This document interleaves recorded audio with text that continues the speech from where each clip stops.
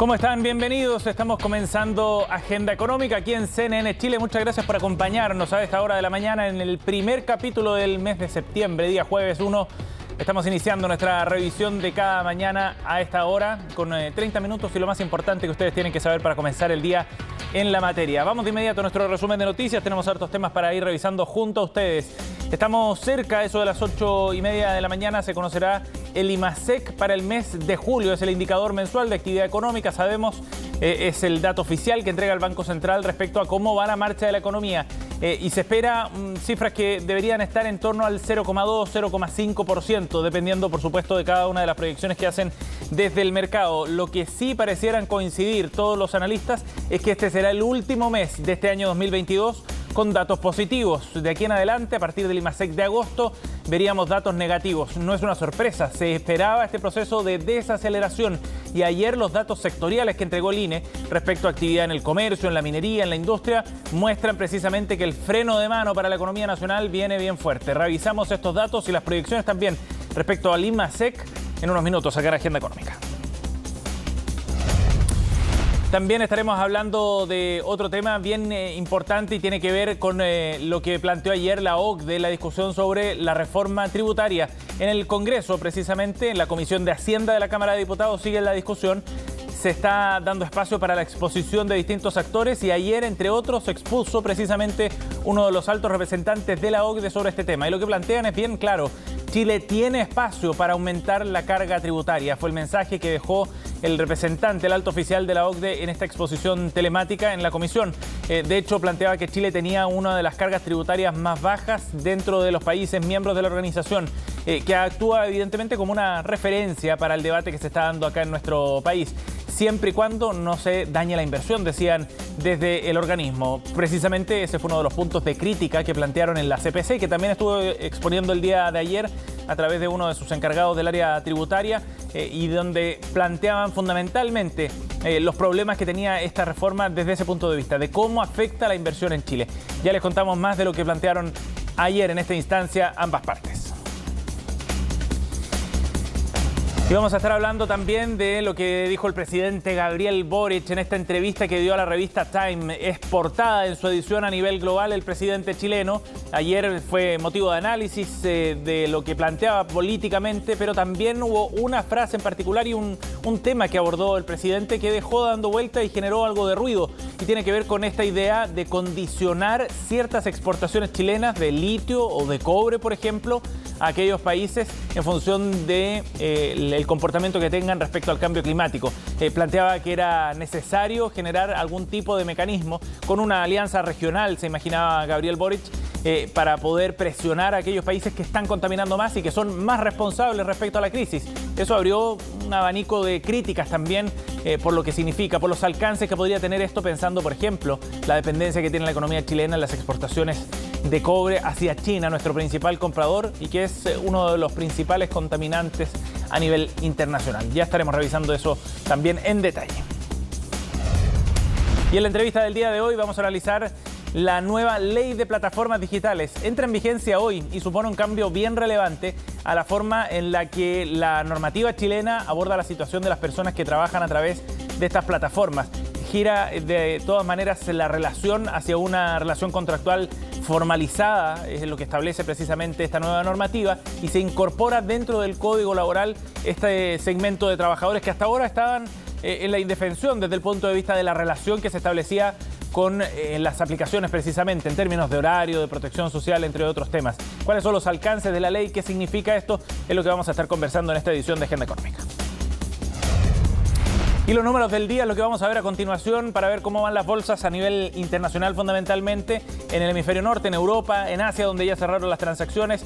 Así comenzamos la jornada con números negativos y bien negativos en Europa fundamentalmente, donde hay caída superior al 1,1% en el caso de la bolsa del Eurostock, más bien del indicador bursátil europeo.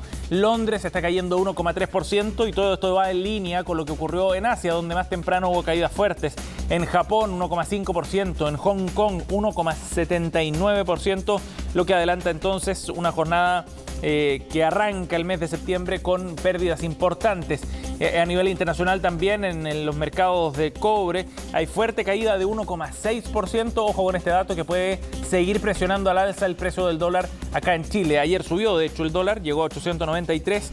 Podríamos ver nuevas alzas empujadas principalmente por el precio a la baja del cobre a nivel internacional. Datos para comenzar la jornada de hoy, entonces, aquí en Agenda Económica.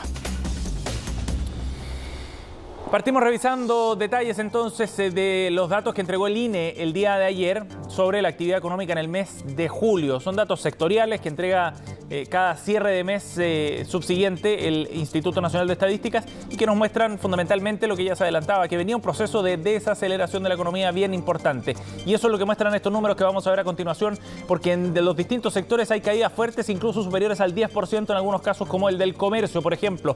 Bueno, aquí están los datos. La producción industrial cayó un 5,1%. En el caso de manufacturas en particular hubo una caída de 5,1%. Para la minería también hubo una caída de 6,5% de la producción del mes de julio, mientras que electricidad, gas y agua, que es otro segmento y que da cuenta también del dinamismo de algunos sectores, bueno, también muestra un alza de 0,3%, pero muy leve para este sector. El comercio es el que cae con más fuerza, 11,2%, reflejo fundamentalmente de la menor liquidez que hay en el mercado por estos días. Es uno de los sectores más afectados. Descienden también la extracción y procesamiento de cobre, como decíamos, producción de hormigón, eso vinculado fundamentalmente a obras públicas y al sector de la construcción, ventas de vestuario, calzado y accesorios, así como de artículos electrónicos. Todos estos antecedentes en la práctica confirman que viene un proceso de desaceleración y, como decíamos, no es sorpresivo. Se esperaba que este segundo semestre comenzaría con números a la baja y dan cuenta finalmente de lo que podría mostrar hoy la foto del IMASEC que va a publicar el Banco Central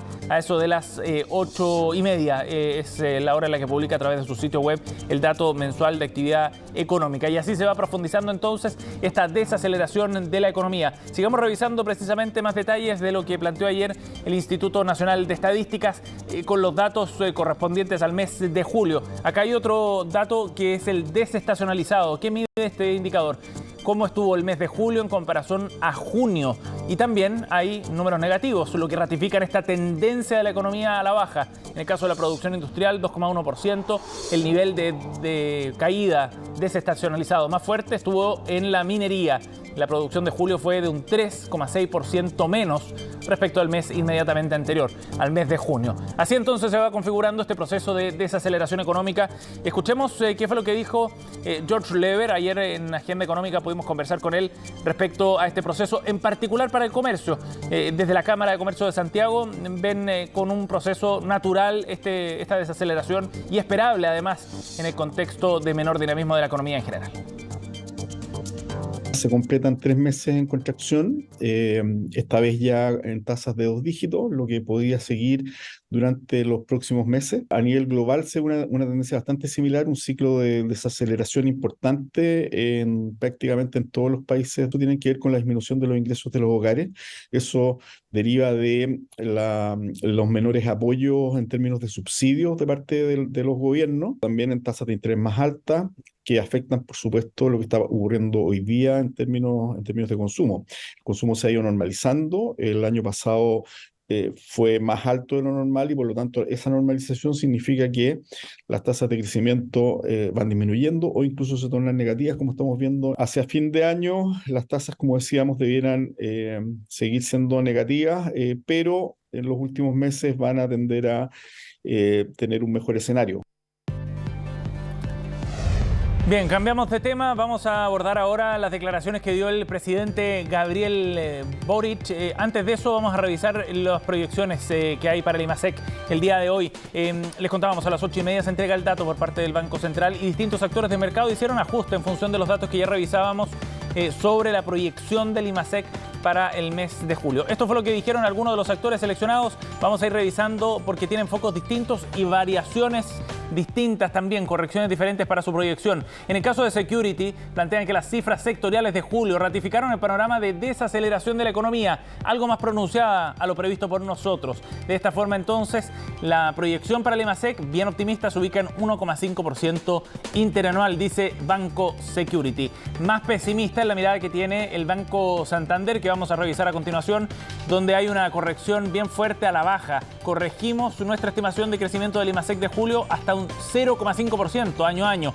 Antes se estaban proyectando un 1,2%, fundamentalmente porque estos antecedentes de producción industrial confirman la desaceleración que enfrenta la economía chilena y la corrección, esto es bien relevante, de la demanda interna. Por último, Copeuch tiene una mirada también incluso más pesimista aún, 0,2% la proyección de crecimiento anual que hacen para el dato del IMASEC de julio, mientras que esperamos un crecimiento total del PIB 2022 cercano al 1,75%, dice Copeuch en su análisis publicado ayer, luego de que se conocieran los detalles de la producción industrial entregados por el INE. Bien, ahora sí vamos a revisar las declaraciones del presidente Gabriel Boric, que, como les contábamos, dio una entrevista bien extensa a la revista Time. Fue portada para su edición a nivel global de esta prestigiosa revista norteamericana. Y en esta conversación llamaba la atención desde el punto de vista económico, fundamentalmente, una declaración en la que el presidente planteaba que quizás era necesario implementar algún tipo de condicionamiento de exportaciones de productos que son estratégicos en el mundo.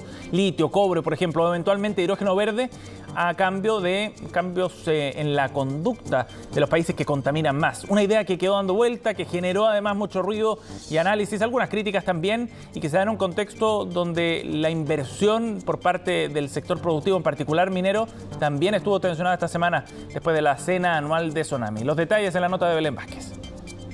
Yo creo que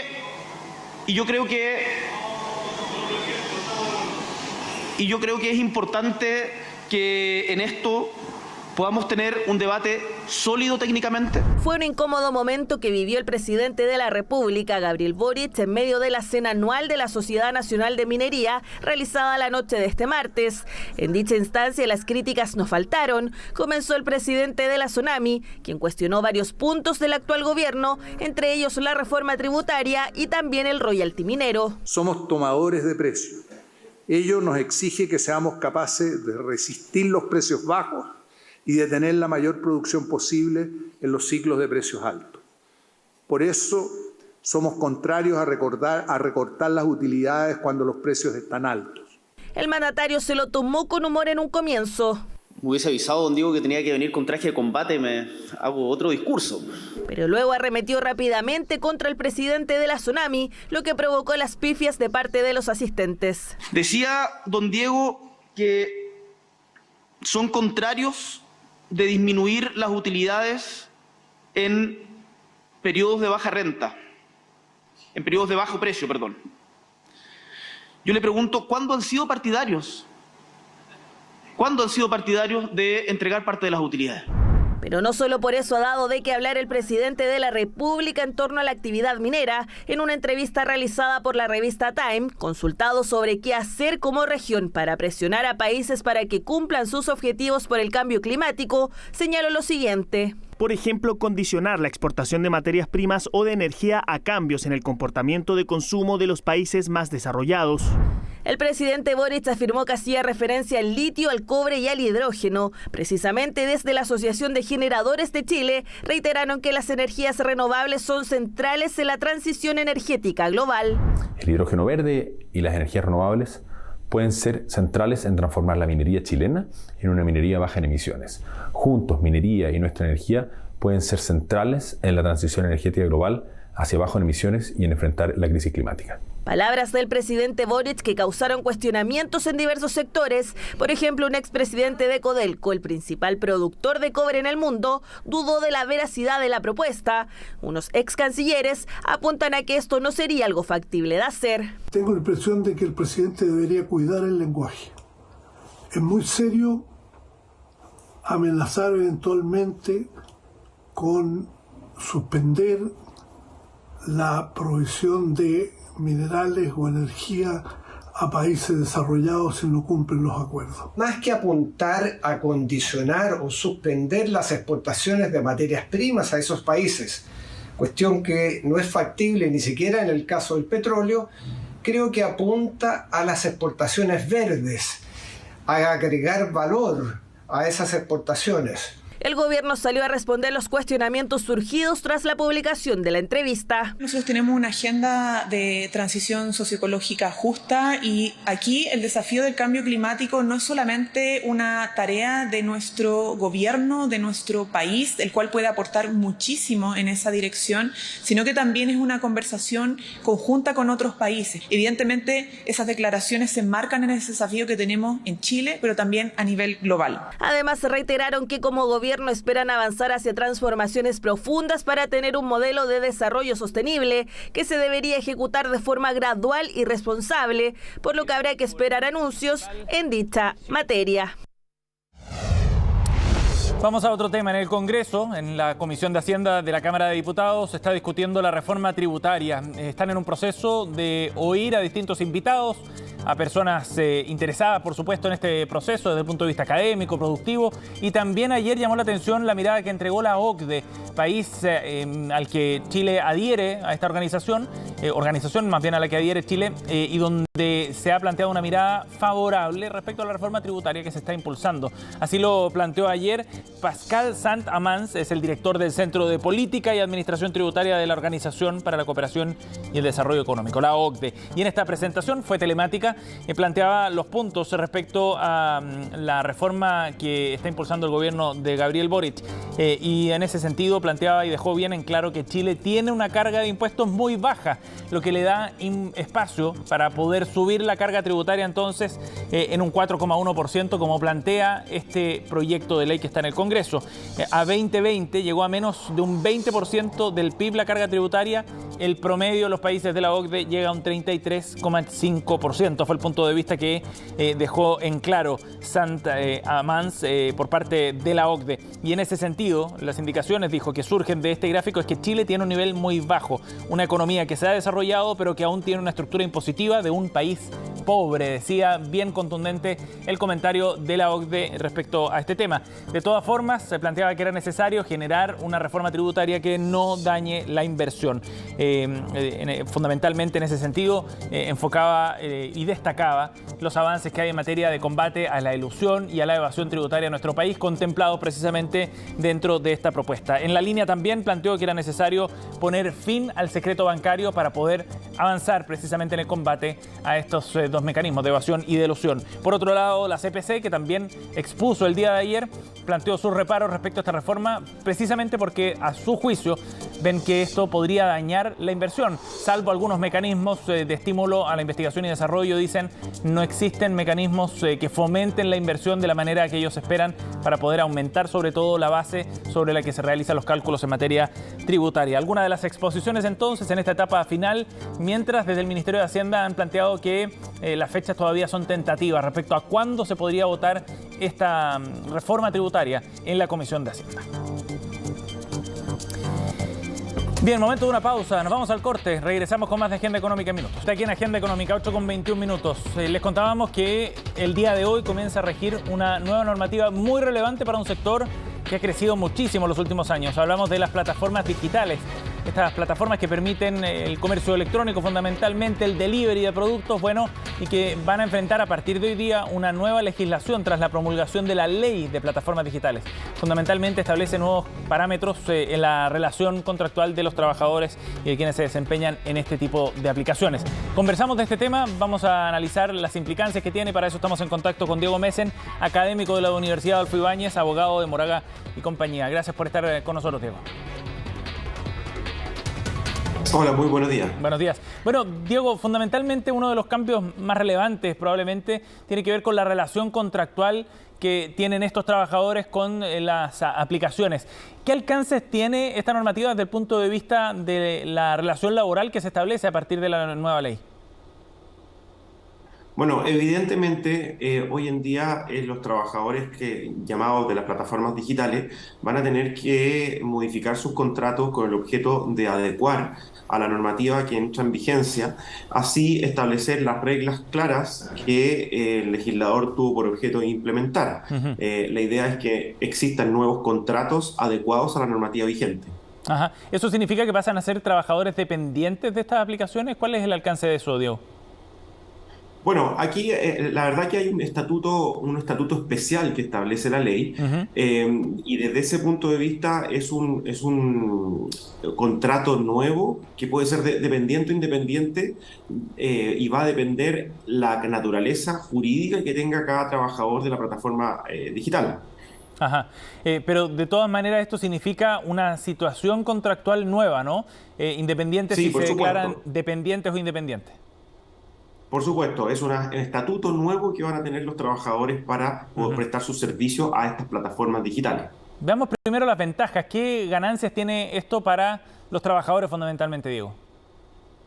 Bueno, desde un punto de vista general, hoy día ya estas personas que prestan estos servicios ya no pueden ser tratados como antiguamente eran tratados, como socios o una especie casi como ajenos a lo que es la relación laboral. Hoy día ya son tratados como trabajadores, y desde ese punto de vista se aplican todas y cada una de las reglas de un contrato de trabajo.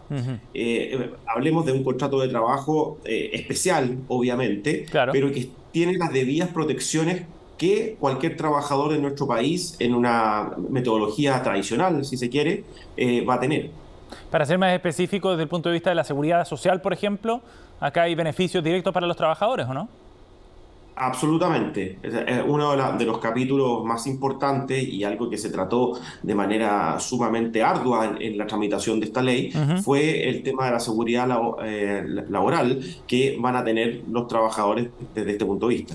Claro, lo que significa un avance bien relevante. Ahora, desde el punto de vista de las desventajas, ¿qué implicancias tiene esto en el funcionamiento de un mercado que por esencia era flexible, ¿no? Y sigue siéndolo?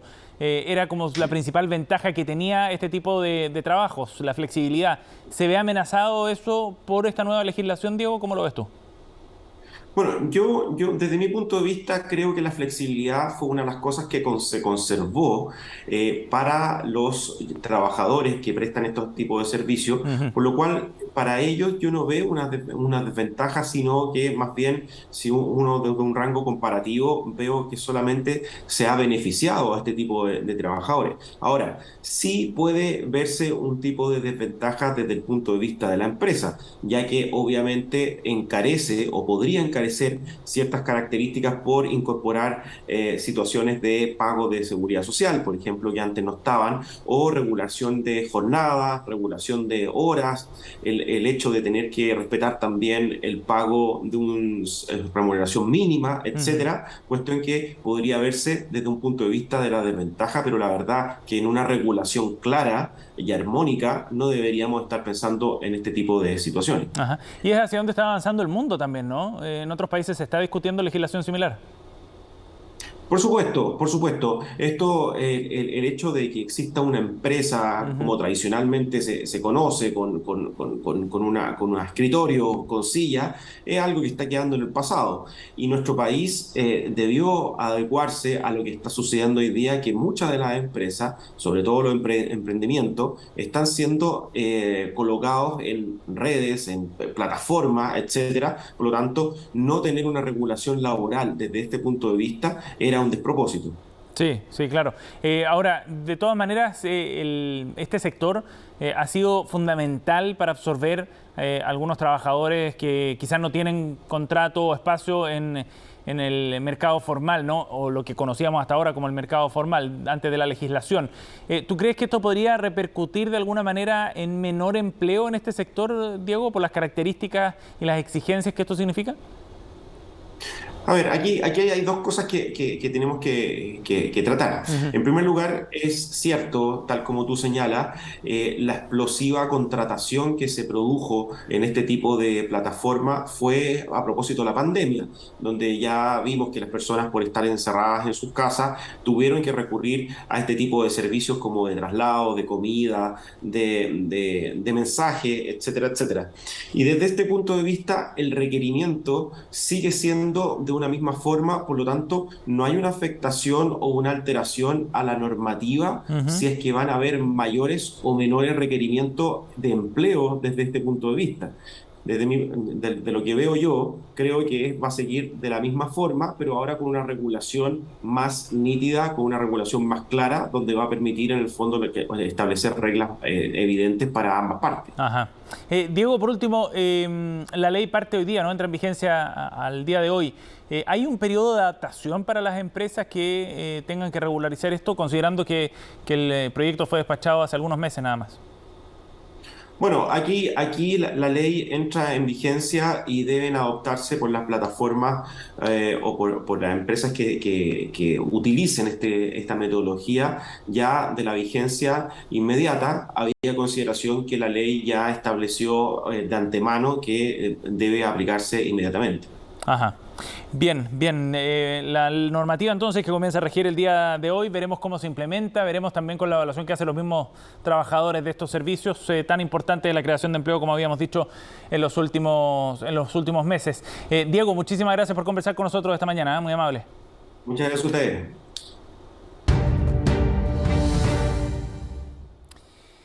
Bien, 8:28. Ya les contábamos al comienzo del programa que estábamos atentos al dato del IMASEC del mes de julio. El Banco Central publica de manera desfasada en un mes el balance de la marcha de la economía a nivel nacional, el indicador mensual de actividad económica. Y ayer conocíamos algunos antecedentes bien relevantes de la mano de los datos de producción industrial que anticipan precisamente un escenario de fuerte desaceleración para la economía y que podría llevar el IMASEC, según las estimaciones de distintos actores del mercado, a un rango de entre un 0,2 a un 0,5%. Hay algunos que todavía proyectan un crecimiento cercano al 1%, son los menos, pero después de los datos conocidos ayer que reflejan precisamente un proceso de desaceleración mucho más profundo para el séptimo mes del año, lo que se espera hoy es un crecimiento más cercano a cero. Como lo planteábamos al inicio también, no es una sorpresa, se esperaba una caída de la economía, una desaceleración más bien de la actividad económica durante el segundo semestre de este año, y en ese sentido lo que publique en segundos nada más el Banco Central no debería ser tan sorpresivo como decíamos, dadas las expectativas que había para la segunda parte del año. Ahora, sí es probablemente, y así lo están estimando desde el mercado, el último dato que debería estar en terreno positivo de crecimiento de la economía.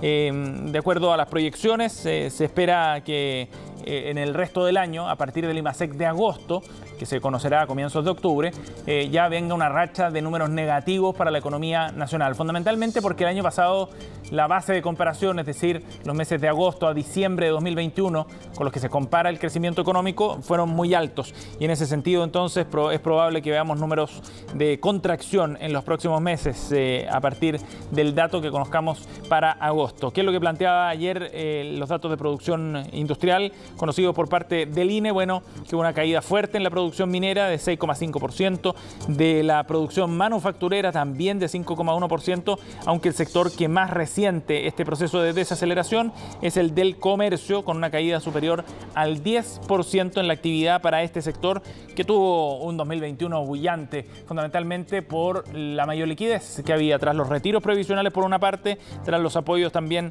del Estado en la forma de distintos IFE que fueron implementándose de forma paulatina. Bueno, eso es lo que entonces determina el dato del IMASEC para el día de hoy que vamos a conocer. Otra relevancia que tiene este indicador es que va a ser un dato fundamental para lo que resuelva el Banco Central en su reunión de política monetaria que viene en unas semanas más. Antes del 18 de septiembre ya se va a desarrollar aquella reunión y donde podrían venir nuevas alzas de tasas.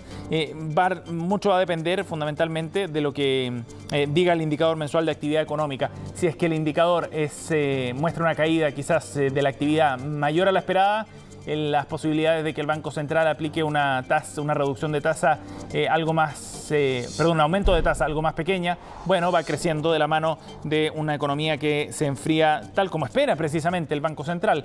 El objetivo es bajar la actividad económica y de esa forma entonces ir frenando este ciclo de inflación. Vamos a estar atentos al dato, todavía no ha sido publicado por el Banco Central, están algo atrasados. Pronto, en todo caso, Noticias Express. En unos minutos vamos a estar revisando esta y otras informaciones. Gracias por acompañarnos, que tengan un buen día.